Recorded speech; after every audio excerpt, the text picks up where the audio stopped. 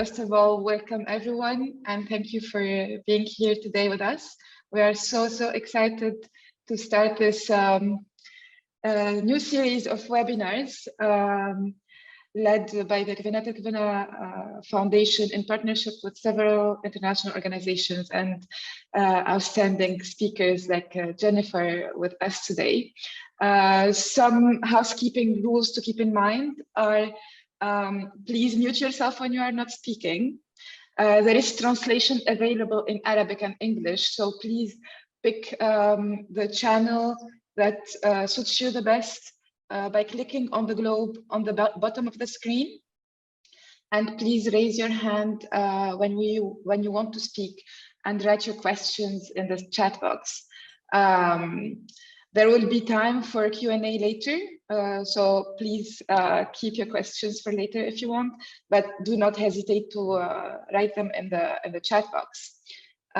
When given permission to talk, please read out loud your questions so the interpreter can translate it and we can keep it in the recording. This webinar is also being recorded and live streamed. I will start the live streaming right now on the Kvinna channel. Thank you very much. Let's wait for other people to gather. We had so many people registered. Maybe we should wait for a few minutes. Is there any technical problems? Can you all hear us and see us? I'm going to go ahead and just put the PowerPoint up if that's okay. Yes, please. Okay, can you see the PowerPoint? Yes, I can. Yeah, I have to put it in. There we go. Is it in full screen mode? It's doing something weird to me, sorry. It's okay. There we go. Okay, that should be full screen mode, right? Yes. Okay. Jennifer, I think you are sharing. I would like to introduce Kvinna for those who do not know the organization. So Kvinna is a Swedish feminist organization that promotes women's rights in over 20 conflict-affected countries in the Middle East, Africa, Europe, and the South Caucasus. And we do so by supporting more than 130 local partner organizations across the world. In Tunisia, Kvinna has been present since 2016, and the office exists since 2018. And we coordinate with our other offices across the region about this new project on feminist economics.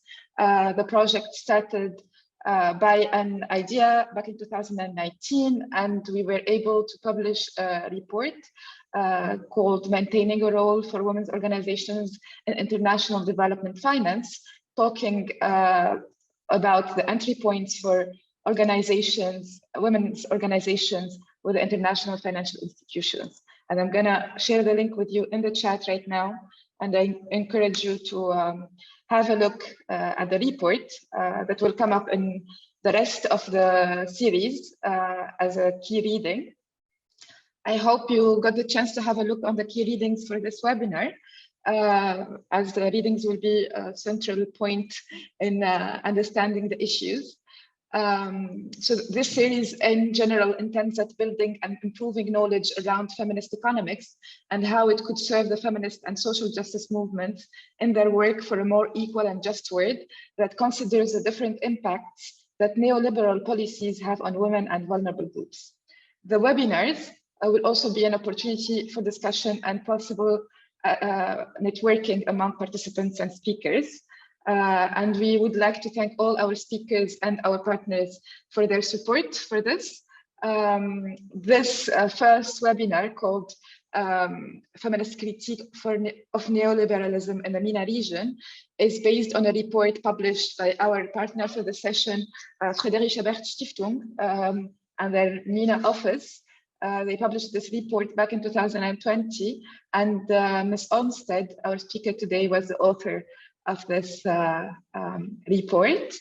Ms. Olmsted is currently Professor of Economics and Director of the Middle East, Arabic and Adru Andrew's social entrepreneurship semester. She previously served as a gender advisor at the UN Population Fund. And after completing her bachelor in foreign service from Georgetown University, she received her master's in agriculture economics and her PhD in economics from the University of California, Davis. Growing up in Beirut, Lebanon has shaped her research interests, which focus on the short and long-term gendered impact of armed conflict on economic outcomes. Her PhD research on the Palestinian economy, and more recently, she conducted fieldwork in Jordan and Lebanon with a focus on the Syria response. Dr. Olmsted was a guest editor of and also contributing author to 2014 issue of Feminist Economics, focusing on gender and economics in Muslim communities. She has published in other various journals, including History of the Family, Journal of Development Studies, Journal of Middle East Women's Studies, Women's Studies International Forum, and World Development. She also regularly consults for the United Nations and has worked with a number of NGOs to further gender equality as well. So now, without further ado, I will give the floor to Dr. Jennifer Olmsted to give her presentation. And do not forget to write your questions in the chat box. I think most of you are a little bit later than me, so I'll say good afternoon, Masa al khair. I'm really, really happy to be here. As was mentioned by Samah, I did grow up in Lebanon. My father was a professor at the American University of Beirut. I spent time in Palestine during the first Intifada, which tells you how old I am. I did my PhD in economics with a focus, actually I say with a focus on feminist theory, but there was no feminist theory being taught in economics. I was really self-taught because we didn't have feminist economics. So it's a relatively new field. I've most recently been in Jordan and Lebanon doing work on the Syria crisis. And I've been really happy to have collaborated with a number of organizations in the region. I wanted to thank both FES and Kvinna for the opportunity to share my knowledge, but also to learn from activists in the region. And I know that there's many people who are working day to day in the context, and I would love to hear from you. I shared the two links for the report that I did. There's the English version and the Arabic version. I don't think the links are working because of the way I loaded the PowerPoint, but it's there for you if you look at the PowerPoint later. I thought I would start with a really broad focus on what is it that feminist economists look at. And really, if you look at the gender issues, we look at everything from gaps in nutrition, life expectancy, education, poverty, issues of bodily integrity, although this is a little bit less an area where feminist economists work, but certainly around how many children does a woman have? Do they have access to contraceptives so that they can control their own fertility? But obviously the two big things that we work on are access to work and treatment within work. You know, how much do women get paid? Do women work in the same fields as men, or is there occupational segregation? We look at things like sexual harassment. So those are all the sort of main economic topics. A big area that we definitely also work on, because it's really something that is not focused on by other economists, is the fact that women are the ones who do most of the unpaid work. And so in the next slide, I'm going to show you something called cake theory, and I'll explain that a little bit more. But what the focus for most feminist economists is on how women are expected to do a lot of unpaid work, particularly around childcare, but also elder care, caring for the disabled, and that creates a lot of extra work for women, what we call the double burden. And so the tension that I think is present in a lot of feminist economics work is, because we live in a world where economic activity is usually assumed to go through markets, and where you expect to be paid. But what women do is very important, but it's not paid. We have this challenge, how do you make sure that women have the economic means to survive when most of the work that they're doing is unpaid? So there's a focus both on trying to get women more access to paid work, but also to making sure that the safety nets that are in place are sufficient to support women. This requires looking at the role of government, the role of religious institutions, the role of various other institutions in making sure that women are protected, especially against poverty. So there is some focus on laws, both laws around whether you get maternity leave, but also whether you get divorce, like in a divorce, do you get money to keep taking care of your children, child custody, and then the kinds of laws that protect women in the workplace. So I thought I would just, this is kind of an overview of all the different types of work that we do. I thought I would throw it out to the group, and I don't know if people want to put in the chat or raise your hand, but what are some of the challenges that resonate with your organization that you've been working on?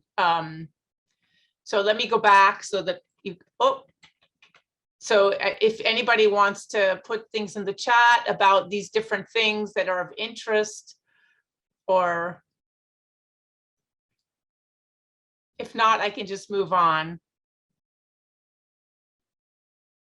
We have a question from Wissam Atali, who says, how can we join you and be members?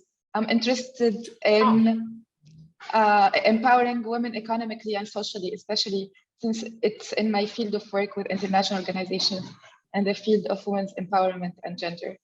I think you can follow our work at the Kvinna Foundation, but also Friedrich Ebert Stiftung's work. And then you can reach out to us by email or on social media. Yeah, and I see also people putting things in the text. So lack of daycare, yes, that's a very important one. We're going to talk more about the unpaid work burden and different ways to resolve that. And also, so this is from Sahar and Amal, also, yes, the invisibility of unpaid work. So we'll be talking about this. There was also a question about Arabic translation. I think we have simultaneous translation, and my report is available in Arabic. So yes, sorry, you can click on the globe on the bottom of the screen. There's a globe at the bottom of the screen. You can click it, and if you do, you will get the possibility to choose Arabic and listen in Arabic. I see a very specific comment about application of Law 58. And then absolutely differences in wages. I'm not going to talk so much about differences of wages right now, but we can have, if anybody wants to contact me later, I can share some information about that.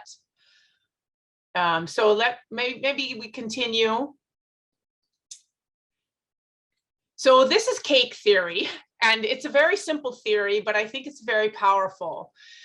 And it's the idea that if we think about the economy, most of what we think about in the economy is the top three layers. There's a little bit on the black market, the underground economy, and then there's the public sector. Oh, this actually has a mistake in it. No, I'm sorry, it doesn't. The underground economy is just like sort of what is not counted often in GDP, but it is going through the market. So if you have a woman who's working, maybe selling food on the side of the road, she's probably not counted in the economy, but she is earning some money. And then we have the government sector, which is actually very important to the economy, because that's where the roads are being built, the schools are being supplied, most of the infrastructure for the society. But most economists, 95% of economists, are focusing on this private sector, which is corporations, family businesses, all of the monetary economy. And what feminists have argued is that the mistake that we make is that we don't focus on the fact that the entire economy relies on two very important parts of the cake. which we don't look at very closely. One is Mother Nature. So, you know, you don't have an economy if you don't have nature. You really have to, that's where food comes from. That's where most of our, if we have clothes, even to build a building, everything has to come from nature. So Mother Nature is very important and we need to protect Mother Nature. But the layer that feminists are more interested in is what we call the love economy or the care economy. And that's the layer where all the unpaid work is happening. And without that unpaid work, we wouldn't have an economy, and yet it's not recognized. So just to provide a little more detail on that, the love economy is providing, feeding, clothing, educating, and nurturing. It's highly gendered, and it's almost all unpaid, although increasingly there's been a shift of this work also moving into the paid sector. And just to give another example, you know, for a worker to go to work, they have to be fed, clothed, educated, and nurtured. Capitalism benefits from all this unpaid work, and yet they don't recognize it. And this is both the current workers, so the people who are going to work in the household are supported by the people who are not paid, and also the next generation, and that's probably even more important, is that if you don't raise children properly, you don't have a functioning economy 20 years later. And so there's a lot of focus among feminist economists also on intergenerational, and the fact that you really need to think not just about unpaid work as supplying support for the paid economy, but also for the next generation. Again, I don't want to click on the link, but UN Women has put together an interesting exercise where you can look at your own care labor burden and estimate that. So again, if we get the PowerPoint later, we can share that. Okay, so this is just another way to think about the unpaid economy, is that you have households and you have factories and firms, and this is the paid economy, the two little thin red lines.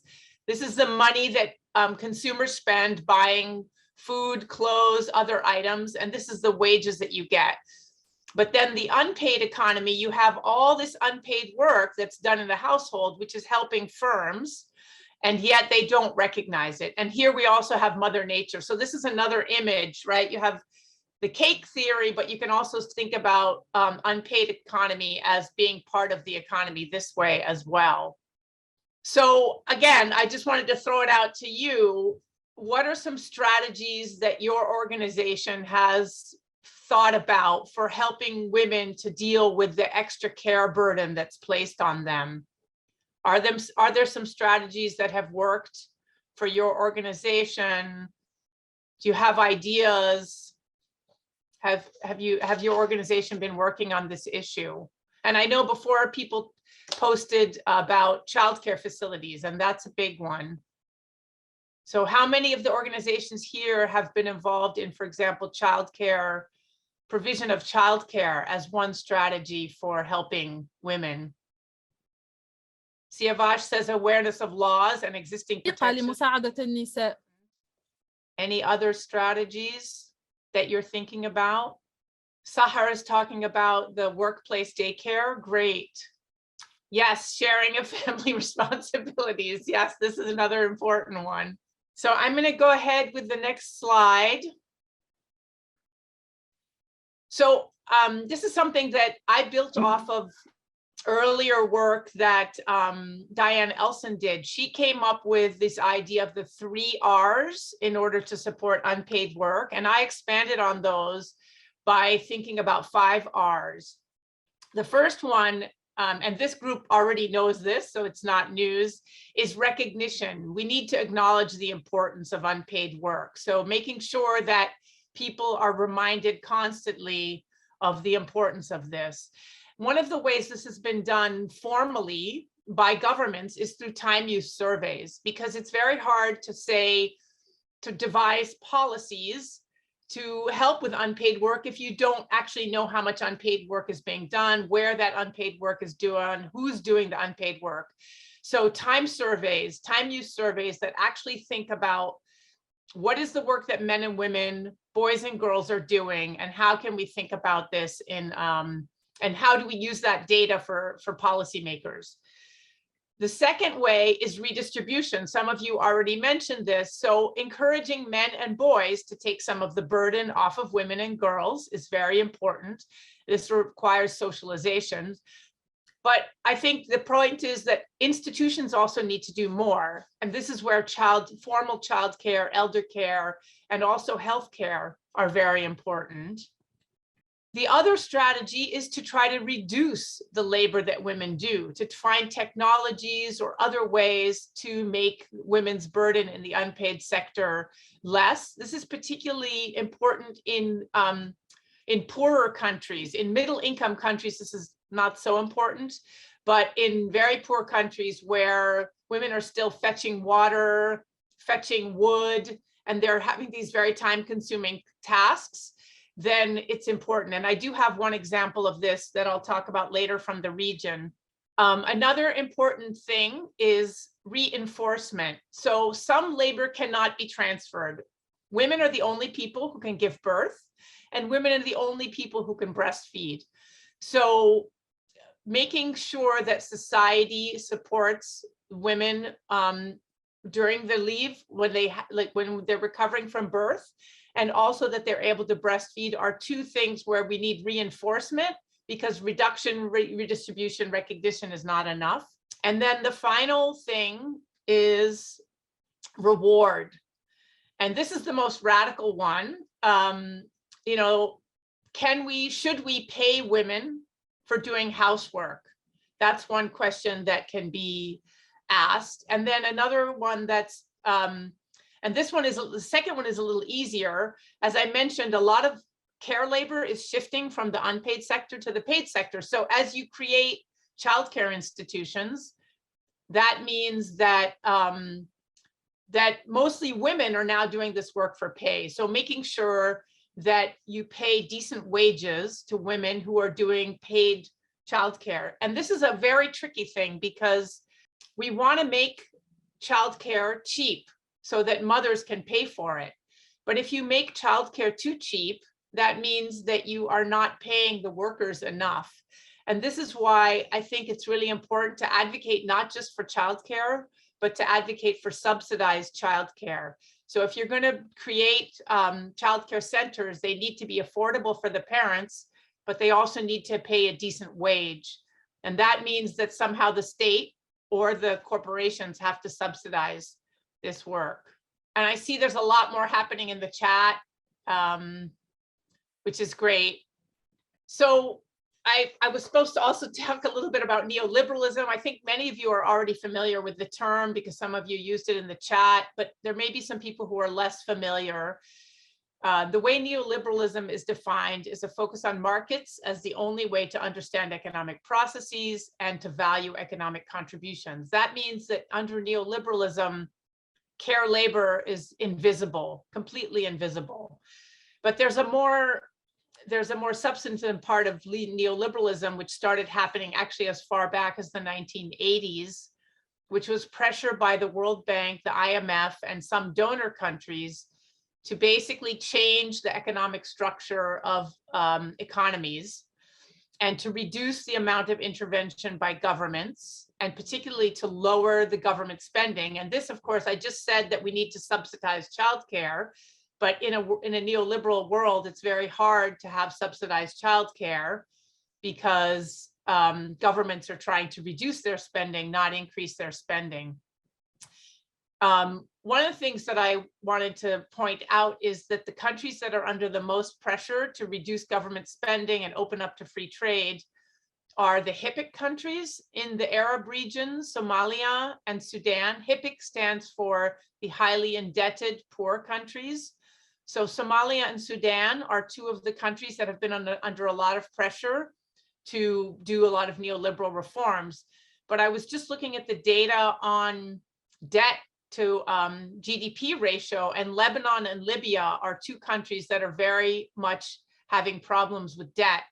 And as we know, Lebanon's having a lot of economic problems right now, but Libya as well. So these are four countries that are the most susceptible to pressure to reduce government spending right now.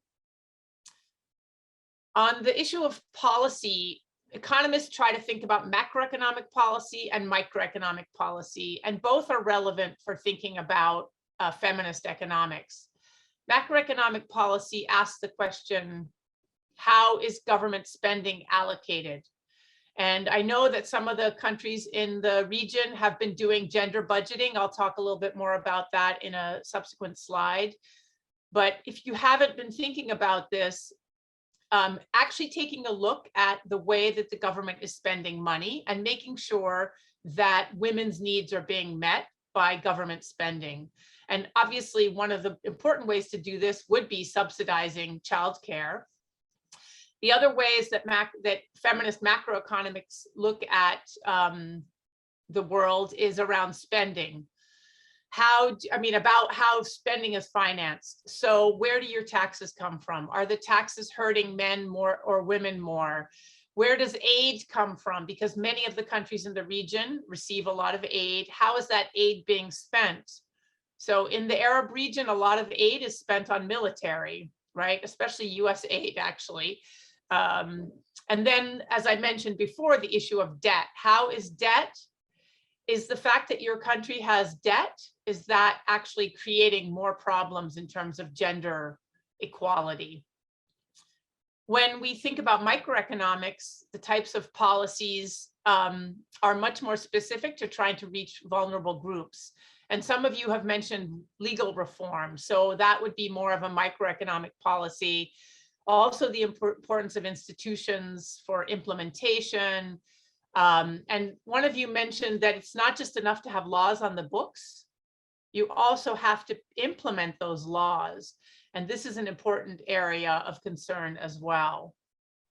Just a little general background on the region. The two big challenges that the region faces are the oil, which sounds ironic, but oil causes a lot of economic sort of challenges in the way that it distorts your economy. But I think there's not very many oil-based I think most of the people on on this call are not in oil-based economies. Obviously, water is another huge challenge because of many of the countries in the region face water shortages, and that can also be very gendered. I think the other big challenge that's very obvious to you in the region is the legacy of colonialism. And that's most obvious in Palestine, where colonialism is ongoing, but you also have issues in other parts of the region. One of the things that feminist economists have also been doing, at least a small group of us, is to try to fight Orientalism, because there's a lot of stereotypes. When I go to meetings with other feminist economists, one of the things I have to fight against all the time is just a lot of stereotypes about Islam, and just people assuming that if you're in a Muslim country, the conditions are worse for women. So that's a big challenge within the discipline that I'm dealing with a lot with my day-to-day interactions with my colleagues. The thing about the region that's really challenging is how different it is. So when I started to write this report for FES, I said to them, look, it's really hard to talk about neoliberalism even as being a one-size-fits-all, because there's so many different experiences. And then you also have a challenge of different levels of development, right? We have some of the poorest countries in the world, Yemen, Somalia, and Sudan. And then we have some of the richest countries in the world, the Gulf states. And so how do you think about one set of policies when you have such diversity? And so that's an important thing to take into account. You also have very different levels of urbanization and rural populations. So most of the Arab region is highly urban, but we do have some countries such as Morocco, Yemen, again, Somalia and Sudan, where you have a lot of rural women. And even in countries where most of the population is urban, rural women face very particular challenges. So again, it's very hard to say, oh, there's one policy that works, because in a rural area, childcare, for example, probably has to work in a different way than in an urban area in terms of how it's provided. Obviously, another thing that's important to think about is intersectionality, the role that class Also national identity. Many countries in the region have lots of immigrants, and often immigrants face different challenges than the domestic population. We also have refugees, obviously, and that's important. They face different challenges. Marital status is another area where people face very different challenges. Single women, married women, divorced and widowed women face very different challenges. Age is another important. And then education is also very important in terms of different challenges facing women. Yes, Siavashi, absolutely. Sorry, sometimes I can just follow the chat and sometimes I can't. I should have had race up there. I'm sorry about that. But race is definitely, race and nationality sometimes are the same. Sometimes they're the same. Sometimes it's two different things. Again, I don't want to, I can't click, but you're all very familiar with this. The region is one of the most conflicted right now. Some of the highest rates of armed conflict are happening in the Arab region, and that creates another whole set of challenges. And then it's also the region that's been hosting the most refugees. And so that's a huge challenge as well. Again, I don't want to click on those links, but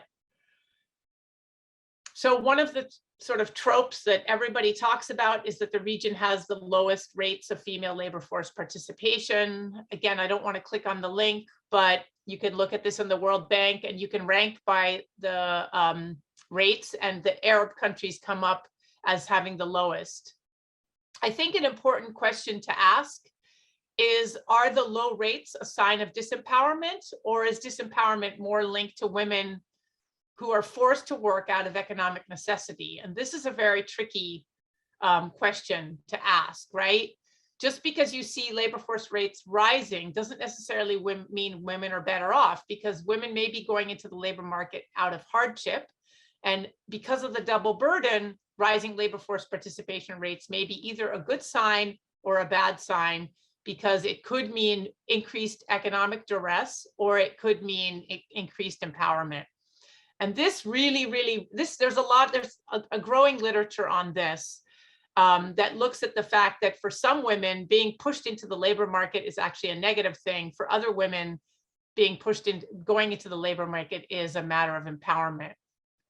And this varies a lot by class, education, location, age, marital status, and economic sector.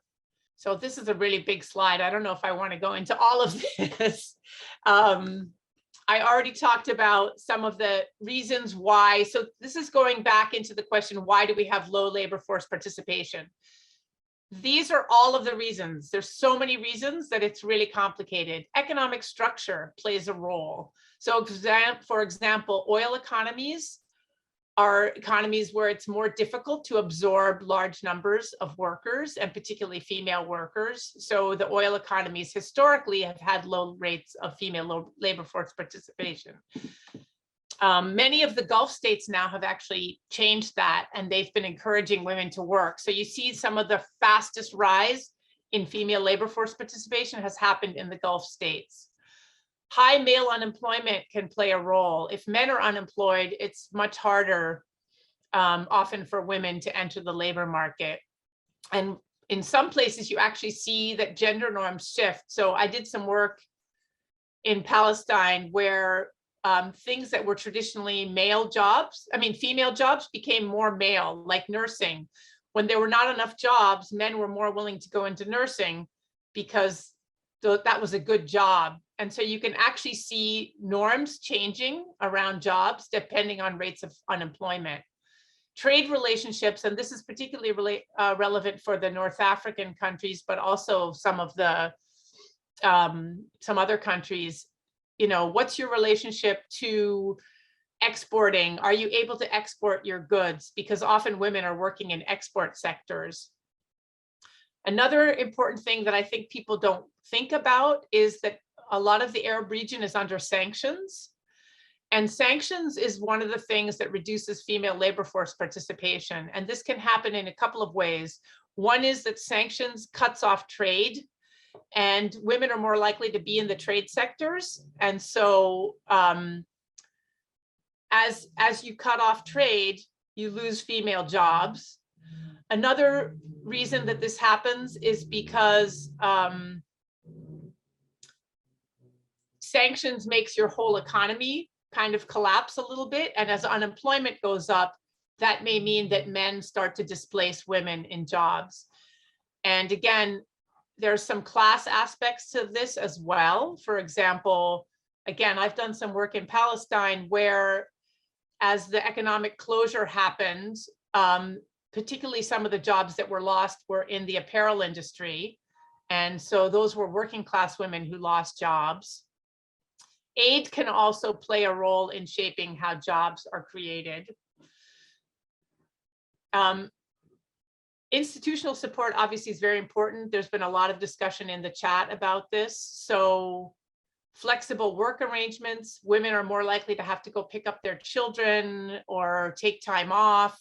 Does your employer make sure that there's some flexibility? Is there childcare? Many of you already mentioned this in the chat. And then obviously for countries that are using migrant labor for childcare, that actually reduces jobs for domestic women, because this would be jobs that women are generally going to go into. And so if you bring in migrant workers to do those jobs, that's fewer jobs for women. There's a lot of evidence that education, particularly in the Arab world, is really important. So educated women are much more likely to work than less educated women. Marital status also plays a role. Some women stop working when they get married. If you get divorced, you may go back into the labor market. And obviously the number of children you have matters and the age of those children. But again, individual support is important here.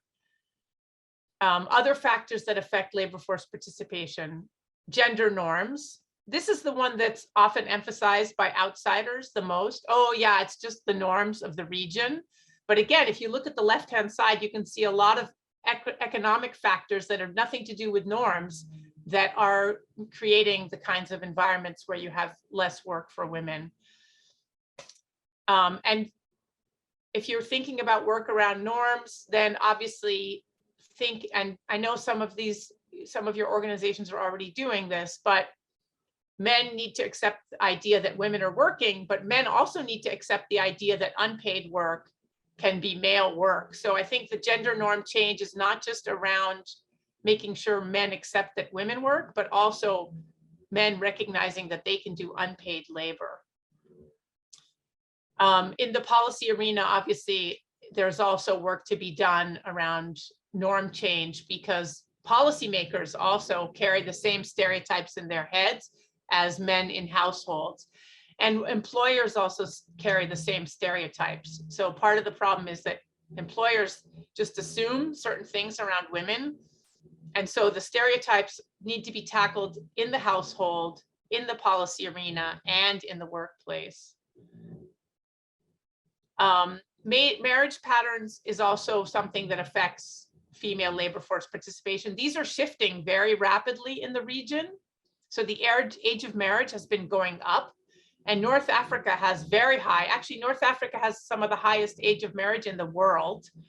And some of the countries where the age of marriage has not been moving up are the countries with high rates of poverty and war, such as Yemen, Sudan, and Somalia.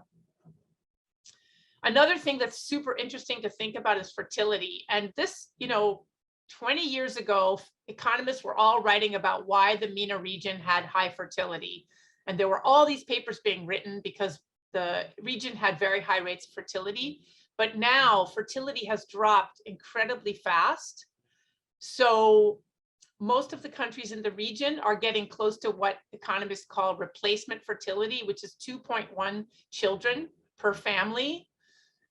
Iran, Kuwait, Lebanon, Saudi Arabia, Turkey, and Tunisia are at around replacement fertility.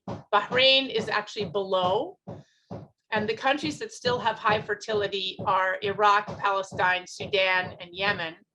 But even there, 20 or 30 years ago, the average woman was having 5 or 6 children, and now the average woman is having 3 or 4 children. So it's really gone down very quickly in the region. And it continues to go down. In fact, Iran now is nervous because they don't want the fertility to go below 2.1.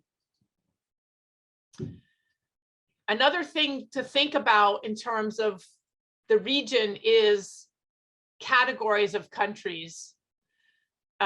So we have the resource-rich small population countries like Bahrain, Kuwait, the UAE. We have the resource-rich, more large population, and that would be Algeria, Iran, Iraq, and Libya. Oman and Saudi Arabia, I would put sort of in between. Then we have the middle income, more industrial based. So Egypt, Iran, Morocco, Tunisia, Turkey. These are countries where women have traditionally worked in factories. Then we have the more middle income service-based economies, Jordan, Lebanon, Palestine, and Syria. And then we have the poor, more agriculturally based, higher fertility countries, Somalia, Sudan, and Yemen. I also put stars next to all the countries with a history of or recent armed conflict. And you can see that it's about half the countries in the region are, and again, many of you are working in these countries, so you're very familiar with that challenge as well. When we talk about an intersectional approach, I've just been giving you examples. How does marital status play a role? Age, sexuality. Are divorced and widowed women more likely to have a burden, face the double burden because they are raising families by themselves? What about girls and young women? Are girls, for example, being pulled from school to take care of siblings or the elderly? Older women, often it's older women, when daughters go to work, it's their mothers or their mother-in-laws who are expected to take care of the children. So the care labor burden, sometimes it falls on very young women or girls, sometimes it falls on the elderly, and sometimes it falls on middle-aged women, and that can have different consequences and may require different policies. Obviously, class is a very important category. So what types of work are accessible? Poor women really can only access unskilled labor, which is very poorly paid. Elite women are more able to get well-paid jobs. And most of the paid care labor is done by poor women.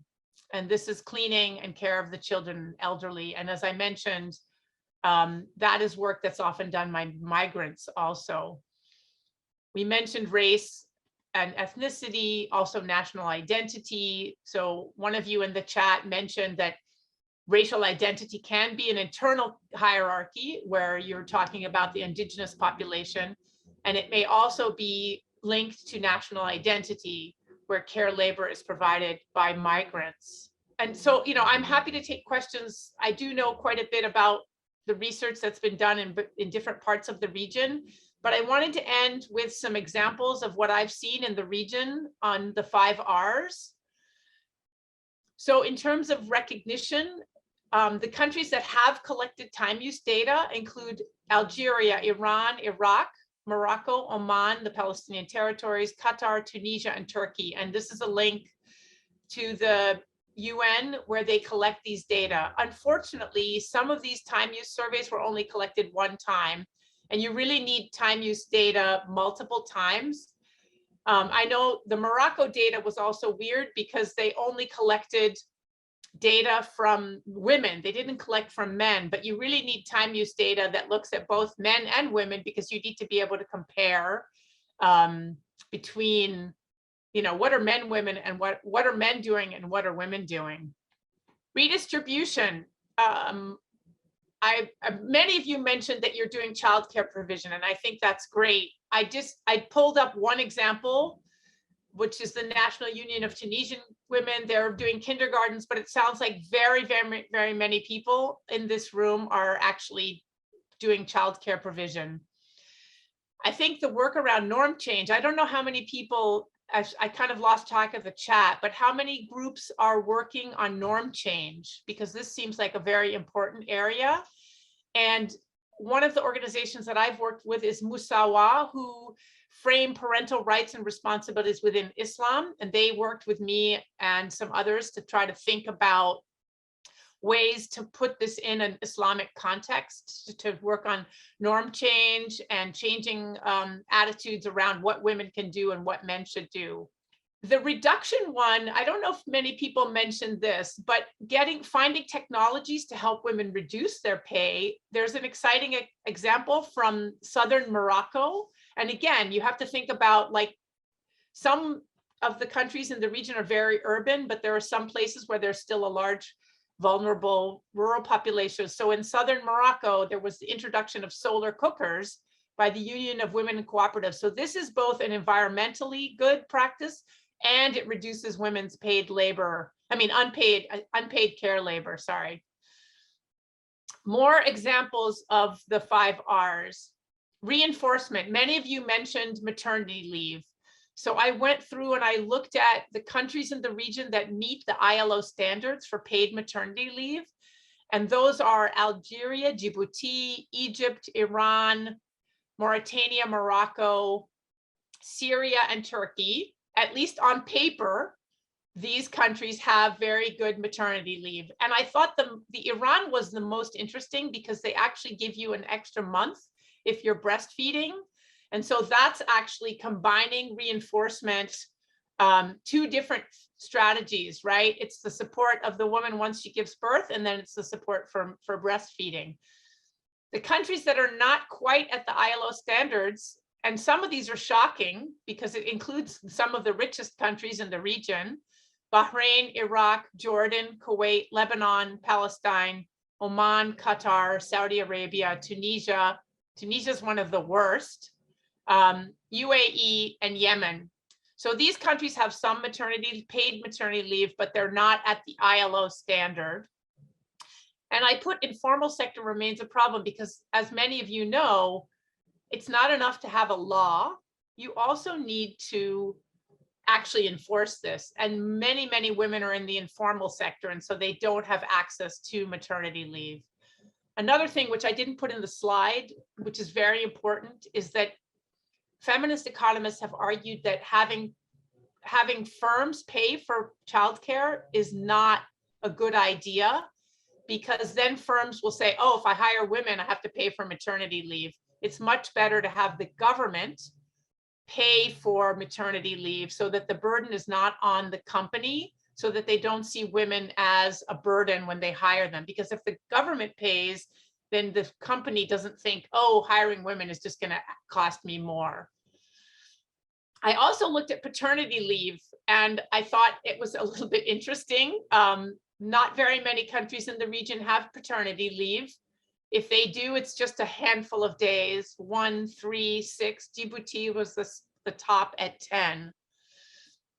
And so there's a lot of work to be done on this. Most of the countries that have introduced paternity leave, sort of like the Nordic countries, have found that it's not enough to just say men have paternity leave. You actually have to sort of force them to take it, because men also are subject to gender norms, and they are worried about what other men are going to think.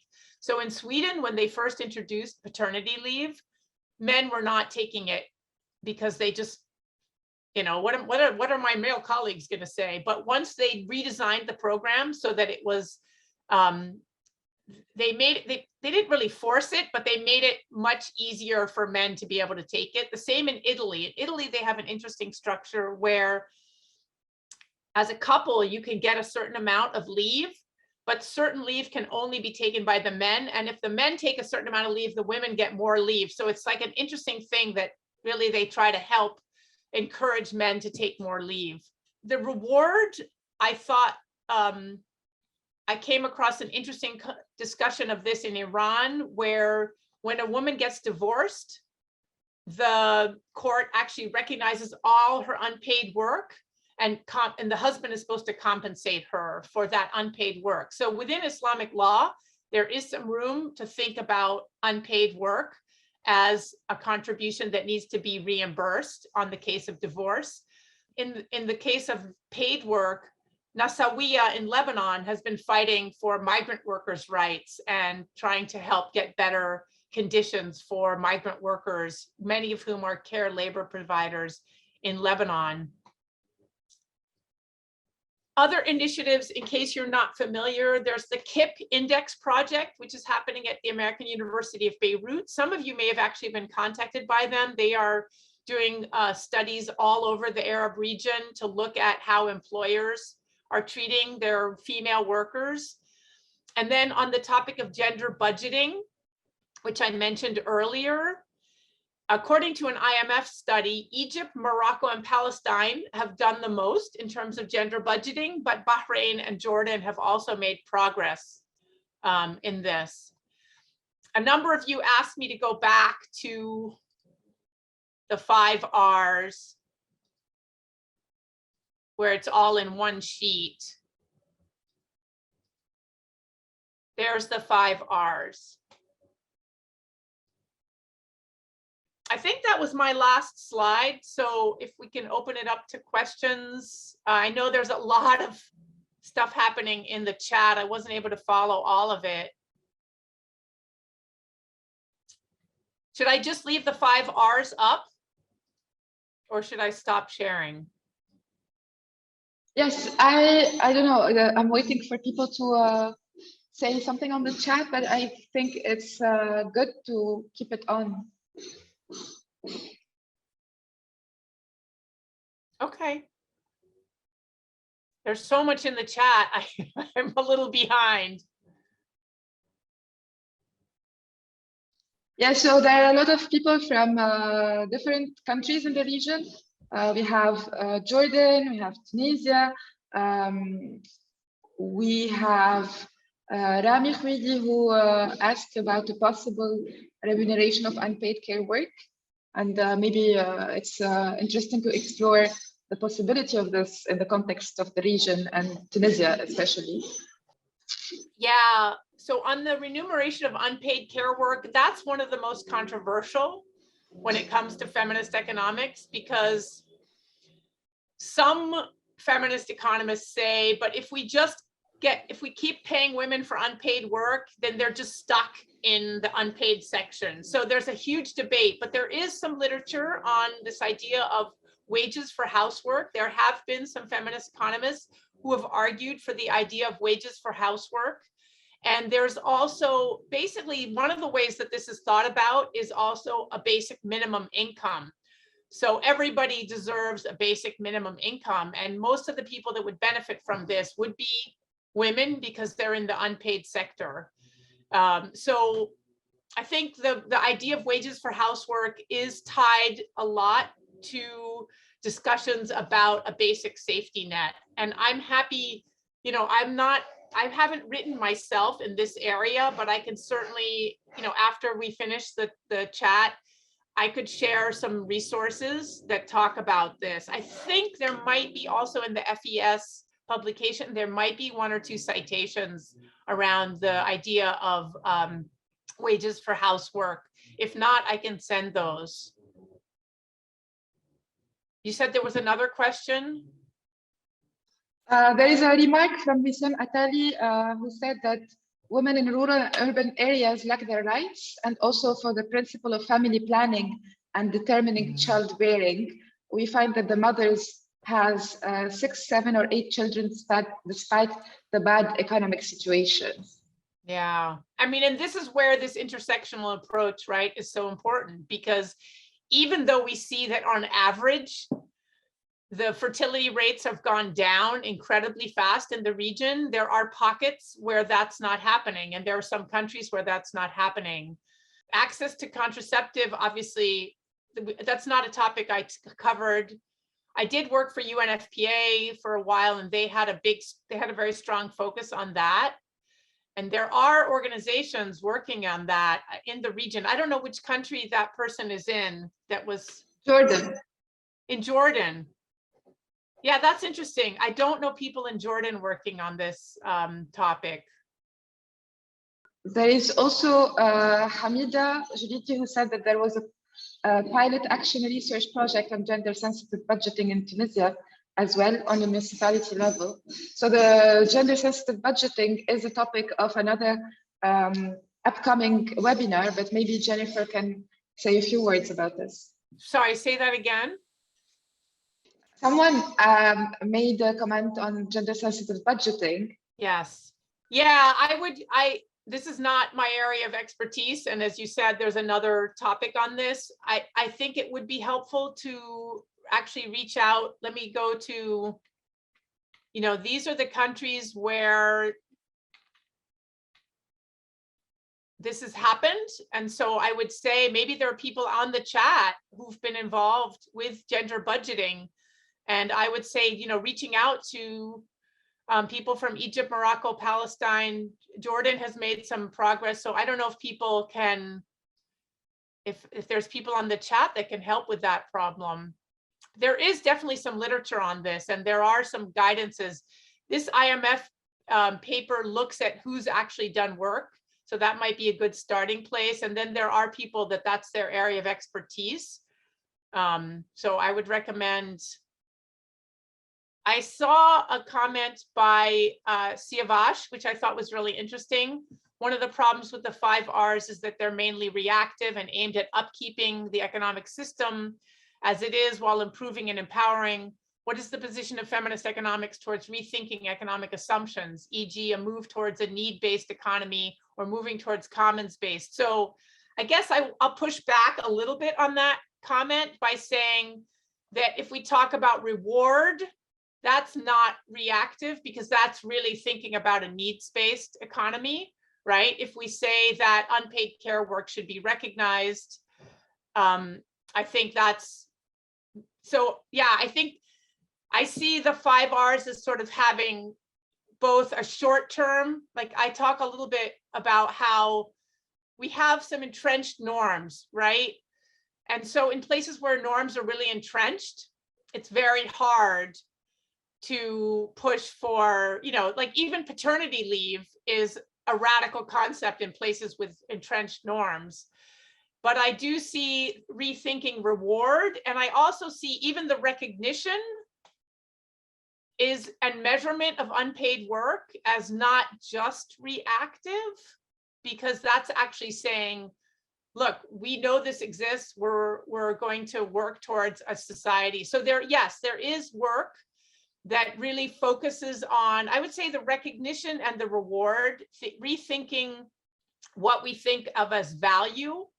So right now, paid care work is completely undervalued because of the way that capitalism thinks about pay structures. And we have these categories of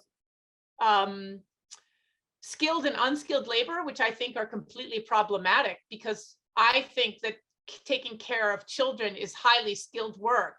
And yet the way that we've defined skilled labor, we've made childcare unskilled labor. So I do think that work needs to be done around shifting the narrative around, like, what do we see as skilled and unskilled? And also, what do we think of? And if you think about cake theory as well, once we recognize those bottom 2 layers, once we recognize that economies are based on Mother Nature and love, then that changes how we think about what we should value. I mean, it's a very old film, but Sex, Lies, and the Global Economy by Marilyn Waring. A lot of feminist economists actually say, like, we spend way too much time focusing on this, the private sector, as being important, and it's not the main driver of the economy. Actually, Mother Nature, the love economy, and the public sector, and sometimes the public sector is maligned as well, but you can't have a good functioning economy without a strong government that provides subsidies for childcare, that provides infrastructure, that provides free education. So I guess, I don't know if that's an answer to that question, but that's a great question. Thank you for asking it. There is also another great question. Sorry for the noise. Another great question by Asma Abul-Zaid. How could we include the areas of access to work, treatment within work, unpaid care, and COVID recovery strategies in struggling economies? Yeah, that's like a huge question. That's like everything, right? And I'm sorry I didn't mention COVID, because absolutely COVID is such a serious problem. All over the world, what we're finding is that women's engagement in paid labor has gone down everywhere on the planet. So this is a global problem, is that women's access to labor force participation has gone down. And you know, the UN is doing some really interesting work around that. They've tried to push out some COVID recovery plans that are gender sensitive.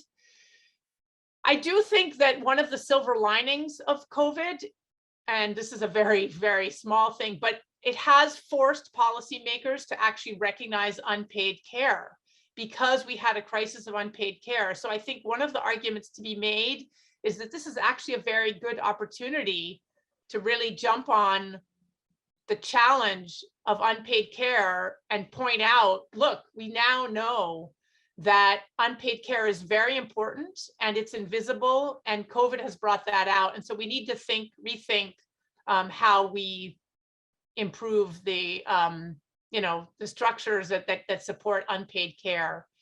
When we ask about access to work, again, it's so complicated, because if you think about, I just want to go to that slide.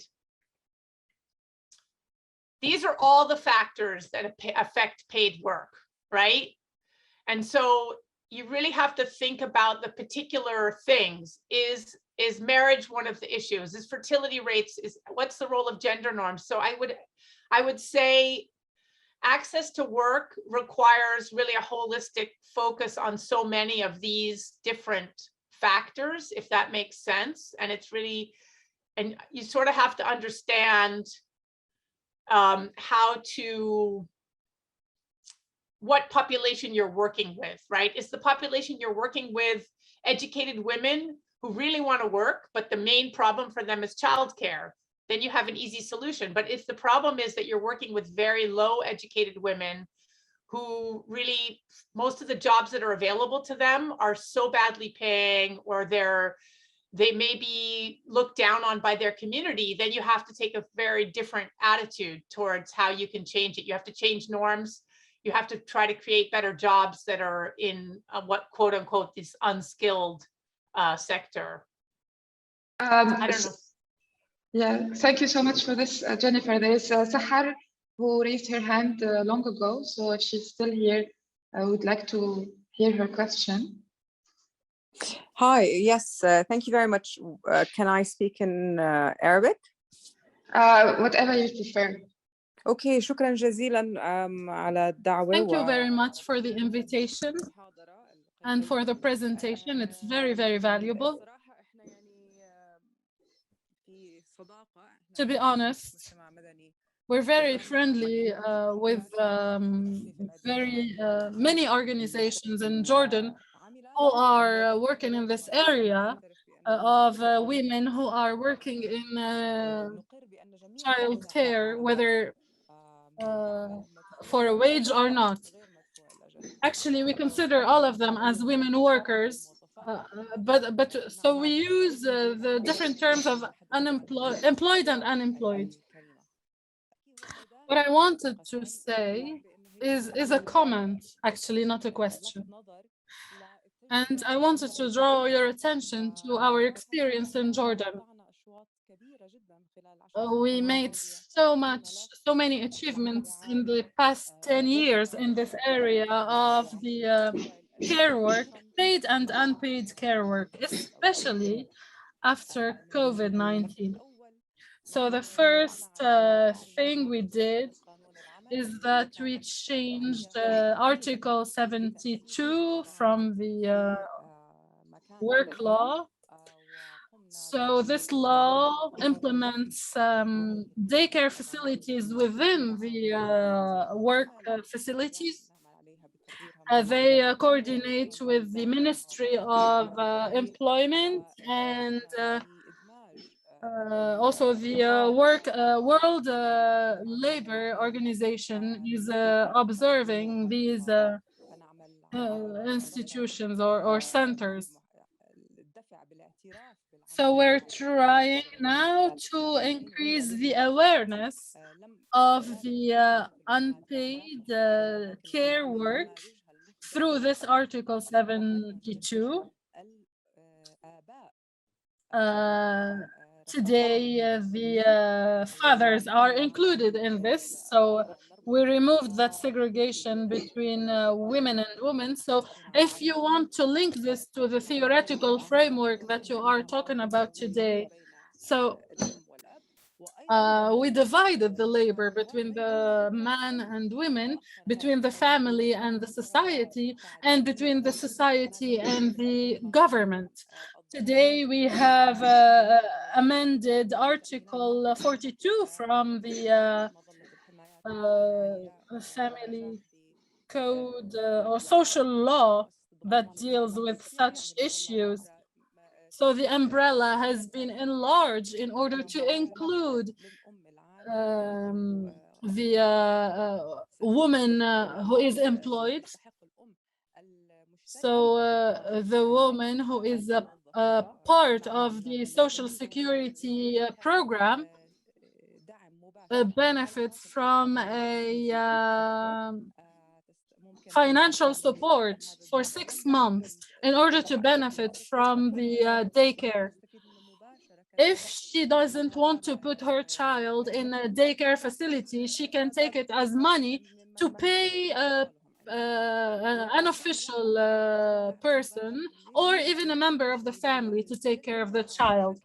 So the cost of this daycare for children was considered in order to reform this sector.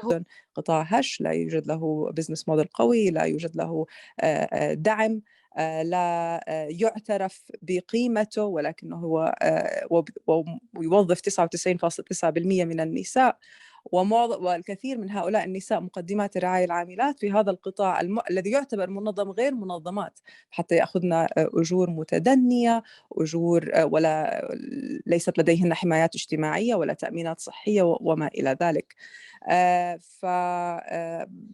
يعني أردت أن أضيء بعجالة سريعة جدا على الإضاءات الحاصلة عندنا في الأردن، ونتمنى أن يتم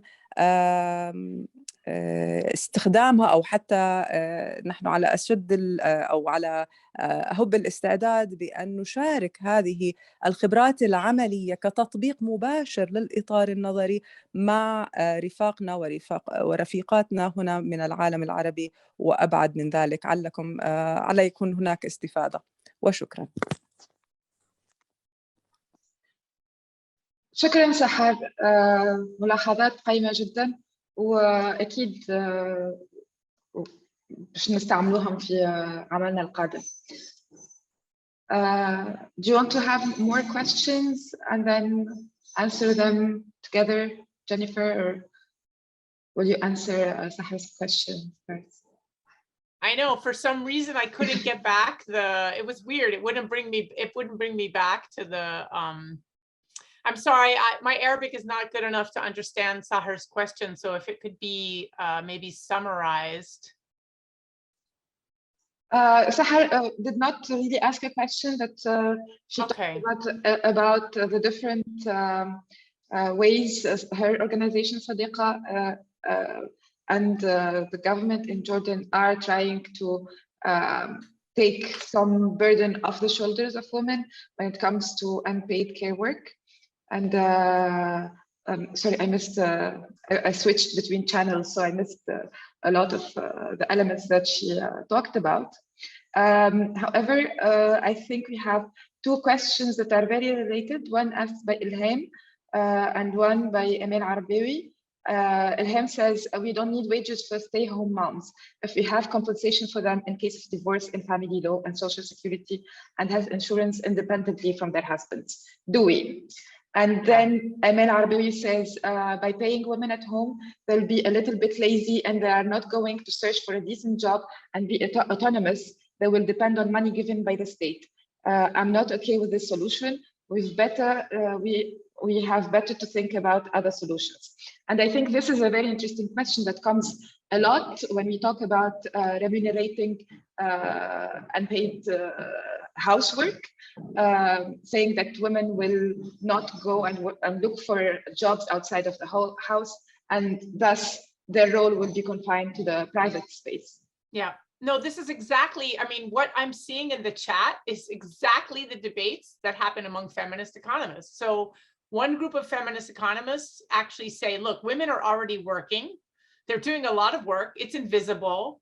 And the attitude that like everything should be part of the paid economy is a neoliberal response, right? That if you're not in the paid economy, somehow you're not working. So there is a group of feminists who say women are already doing enough and all the work they're doing is not recognized. So we need to recognize that work and pay them for it. There's another group of feminists who say exactly what some of the people in the chat are saying, which is, look, we live in a capitalist system. If you live in a capitalist system, you need to be part of the paid employment, right? And that's just the way it is. So this is the most contentious issue that I presented is the idea of wages for housework. And I'll be honest, I'm torn myself. I do think that for the Arab region, what's really important to understand is that less than 50% of women work. And so the chances that you're going to get some really economically vulnerable women into the labor market, like that, maybe that's just not going to happen. And so recognizing that certain forms of vulnerability, such as having a very high unpaid work burden, need to be compensated, right? Some kind of safety net. Now, another debate is whether this should be universal or should it really be just need-based. That debate is very closely tied up with questions of what do we think of as a basic safety net? And also, I think Siavash's question about what do we value, right? So the question is, are we sufficiently valuing this unpaid work? Because if we say that the work is not enough, right? It's a really interesting question. There's huge debates about this, right? It's very contentious. So I would agree. I was actually reading the chat and thinking these are the kinds of debates that happen in other circles as well. But there is still among certain radicals the idea of this wages for housework, but it does reinforce the dual spheres. So it's a very tricky solution. Kais asked also a question. It's more of a suggesting policy changes. And he says, in terms of policies, can you make legislative suggestions for recognizing unpaid care work? The one in Iran is interesting, but it only functions in case of divorce. Is there a more active day-to-day policy? So, you know, what's interesting, the only other country that I know of that recognized unpaid work was Venezuela. And obviously right now the Venezuelan economy has collapsed, but Venezuela was moving towards some kind of wages for housework. I don't know all the details around that, but I thought it was interesting that the Venezuelan example came out of a socialist government and a recognition from a Marxist view. And then the Iranian example comes out of an interpretation of Islamic law. And so I thought it was very interesting that these two very different worldviews both came up with some kind of recognition of women's unpaid work. I mean, at a minimum, I do think recognizing that work upon divorce is valuable because so many women specialize in unpaid work, and then they don't really have the skills if they end up divorced to go out and get a job, and it's very challenging for them. So I do think, and I don't know, I tried to find out more about the Iranian case, like how much are these women actually compensated? Because if it's very symbolic, then it probably is not very valuable. But if it's more than symbolic, then that's a more interesting example. The other country that really did some interesting work around this, again, historically, but then they fell back on sort of traditions again, was Cuba. Cuba tried to legislate men doing unpaid care labor. So they actually were trying to force men to do more of the work in the households.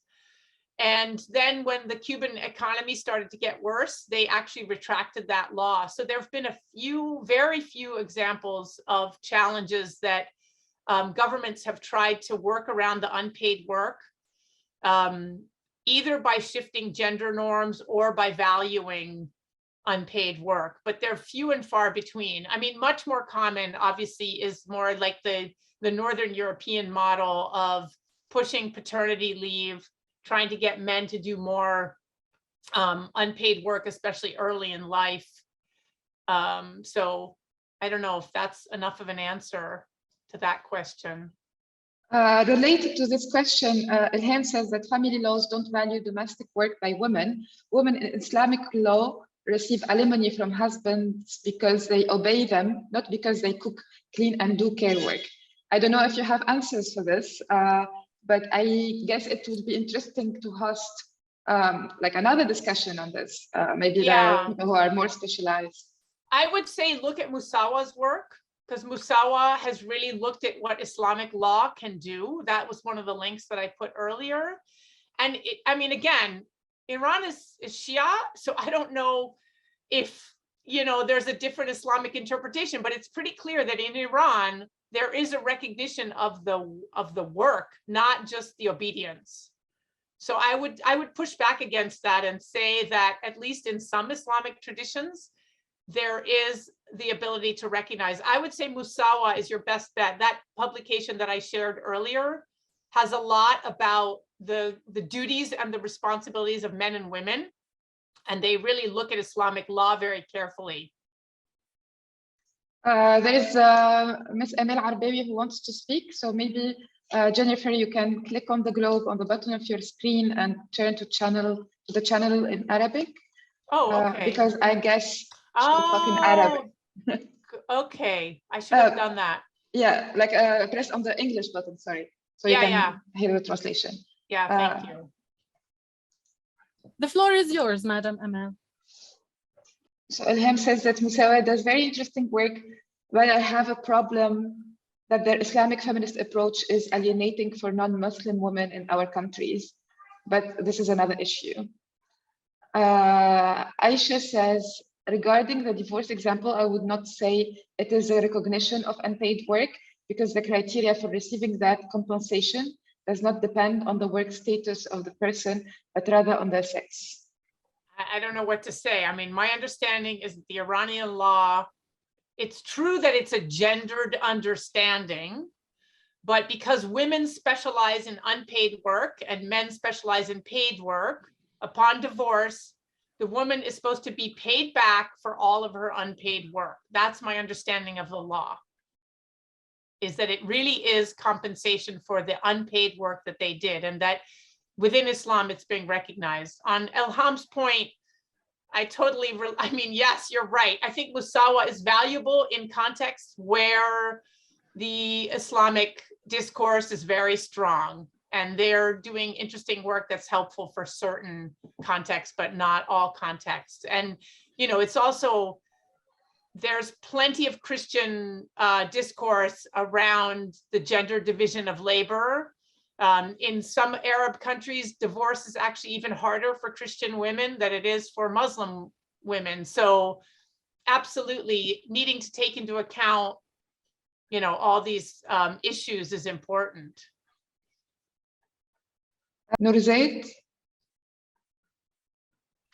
In fact, I'm not going to speak, but Madame Amel is going to speak because she has a problem with her loudspeaker. That's why. No problem. Okay.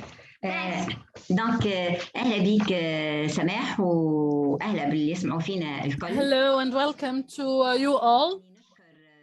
كفينة الكفينة على الفرص اللي تعطينا فيها الحقيقة التواصل مع المنظمات النسوية والمانحين للبحث عن حلول في اتجاه أنه نوصل للمساواة ونوصل لحل قضايا النساء. اليوم الموضوع اللي نتطرقوا له النيوليبرالية القضايا النسوية تحديدا الحقيقة مسألة مهمة للآخر، وخاصة بالنسبة لنا في شمال أفريقيا ولا في الشرق الأوسط عموما، اللي النيوليبرالية أباز مبنية على الأسواق الحرة، على الربح بالأساس، والربح هذا يخدموا فيه بصفة خاصة على اليد العاملة الأبخس.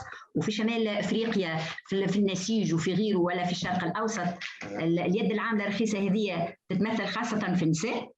ديكو ما عادش المسألة مرتبطة كان بالنساء اللي هما في الديار واللي توزيع الأدوار خلاهم مضطهدات وخلاهم تعبات في السياق هذا، فما زاد حتى النساء اللي يخدموا في المعامل ونساء اللي يخدموا في الفلاحة للتصدير ونساء. النيوليبرالية ما خذت لهمش الحقيقة، ما خذتش بعين الاعتبار ظروفهم في الخدمة، ظروفهم في التغطية الاجتماعية، ظروفهم في الأجر.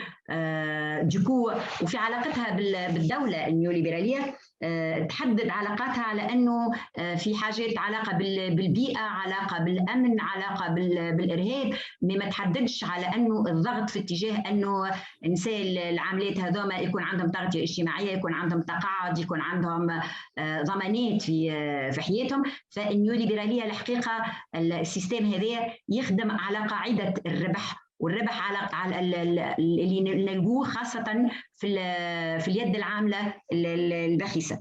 بالنسبة للأدوار في النساء اللي ما همش يخدموا بأجر، أو النساء اللي ما همش موجودين خارج المنازل، اللي موجودين في ديارهم واللي يلعبوا في دور كبير، واللي الدور هذا مساهم راهو في التنمية ومساهم في الإنتاجية، لأنه بطريقة أو بأخرى هم عاملين برشا تسهيلات داخل المنازل هذه، داخل الفضائيات المغلقة هذه.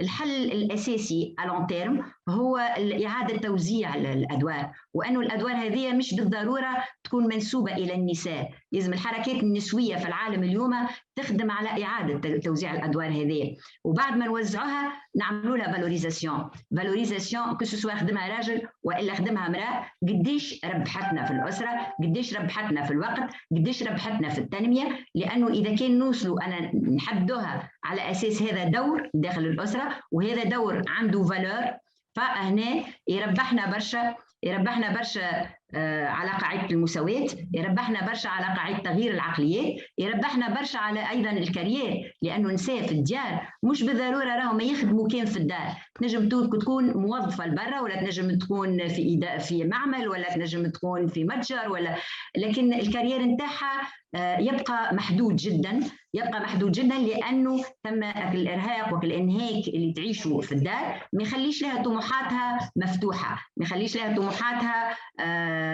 يعني تحب توصل للقيادة، تحب توصل للتسيير، تحب توصل على مستوى وطني، على مستوى دولي، على مستوى تحب توصل تعمل تبادل نتاع تجارب وتسافر وغيره.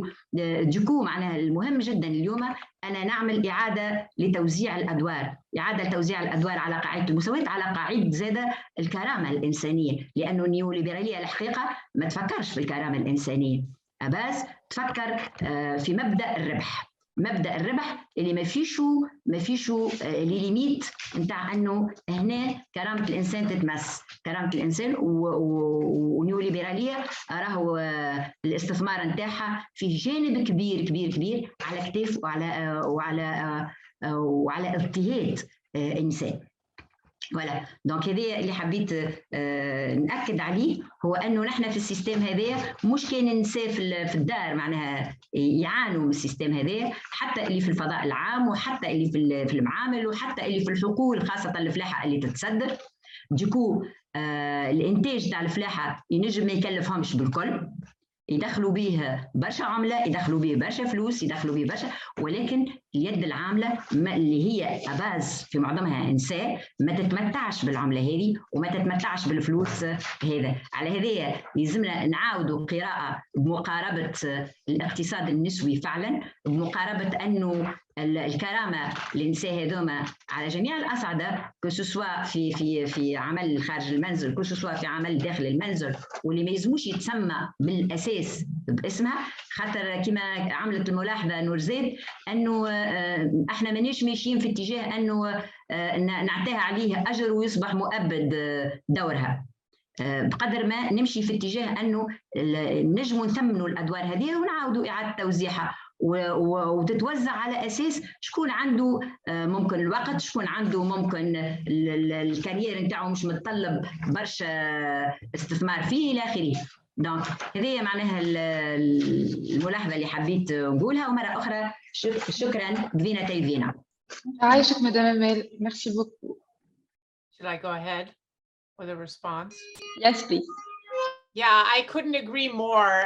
Absolutely. I mean, the publication I did focused a lot on unpaid work, but I agree that this is a very tricky thing. Women are, excuse my French, damned if they do and damned if they don't. If they stay home, they have a lot of work and they don't get recognized by society. If they go into the paid sphere, they're treated badly by their employers and they have to come home and do all the housework. This is what we call the double burden.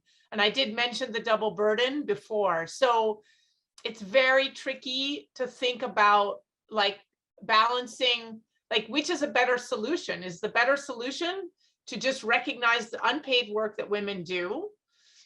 Or is the better solution to try to get more women into the labor market, but with better conditions? And I think many of the points that were raised are super challenging, and they actually need to be, to some degree, addressed at the global level, because neoliberalism is a system that is imposed at the global level. It's, I mean, countries buy into it, but there's been some work among feminist economists to try to think more about global taxes, so that trying to think about ways to make the more powerful governments less powerful, because it's hard to deal with all of the issues of neoliberalism in your own country. Some of the challenges need to be done within the context of reducing the power of governments such as the US government, frankly, which is way too powerful and which has a lot of say in terms of how neoliberal solutions are being applied. So I think this really requires global solidarity movements and thinking about organizations that are not just in the region, but beyond the region. One example that I'm familiar with is CIWA, which is an Indian organization, which is now global, and they're really trying to work with some of the poorest informal sector workers. They've been doing some really interesting work during COVID to try to empower these women more in the context of COVID. So I think the comments really bring up, and I really tried to focus on local solutions, but I do think that thinking about global solidarity is very important, as well as local solidarity, because within your country, it's very hard to fight this by itself. So thinking about, and actually the International Association for Feminist Economics, which I'm part of, one of the things they do is they have a global meeting, and we do talk about some of these real like global challenges to neoliberalism, and how can we maybe engage with the United Nations, engage with the World Bank and the IMF to try to reduce. There was one study recently that was looking at post-conflict countries, and it found out that despite all the criticisms against the IMF over the years, and they say that they don't do structural adjustment anymore, but they're still doing structural adjustment. They just changed the name of what they're doing. So I think that the comments really point to the need for global advocacy to fight back and to continue. You know, there's a movement, for example, to forgive debt. So Somalia and Sudan would be two countries that are now eligible for debt forgiveness, because some of these issues need to be dealt with at that level, if that makes sense. Absolutely. Thank you so much, Jennifer. There is, I think, one last remark, and then we can wrap up.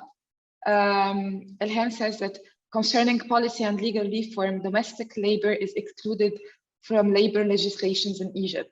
And of course, this emanates from gender bias and class bias. We worked on our party, Bread and Freedom, on their inclusion in labor legislations and Egypt's ratification of the ILO Convention on Domestic Workers. And she says also that she thinks that Egypt is no exception on this. it's the whole MENA region. And I think this is one of the purposes of this series of webinars. And we are very glad that we started this with you, so you were able to give us an overview of what we mean by neoliberalism and how it affects women across the region. And your very rich and dense experience on this in the region has helped us, at least me personally, understand better how we can compare different contexts and how we should not put all the eggs in the same basket. And you mentioned something very, very important, that we need a global solidarity movement. So I'm here to ask everyone who is interested to keep interested and reach out to us if they have any ideas or questions or want to network, because we would love to establish national, of course, but also regional network working on feminist economics. So Jennifer, if you have any words to conclude this, I would love to thank you so much for this. And also Farah and Katia, who are here with us in the webinar, for their support on behalf of the Friedrich Ebert Stiftung. So, yeah.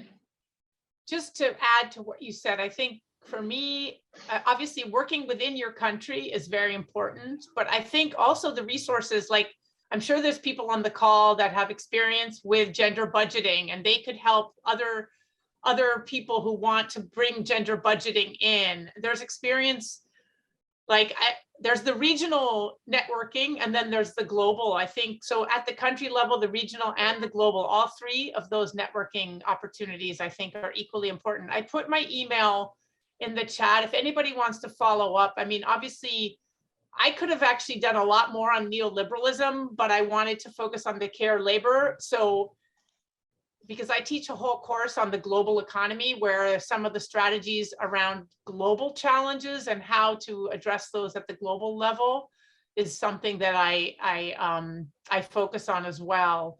So I'm happy to continue the conversation. I really appreciated the amazing engagement and comments, and I would love to hear more about what individually people are working on. So thank you. Thank you so much, Katia and Nurzaid, and everyone who gave us their time today. I hope this webinar was very insightful and instructive for you. And we look forward really very much to continuing this discussion. Stay tuned and attend next webinars. You have the list of the dates and the links on the email. And we will follow up with an email to those who participated today. Thank you so much. Bye.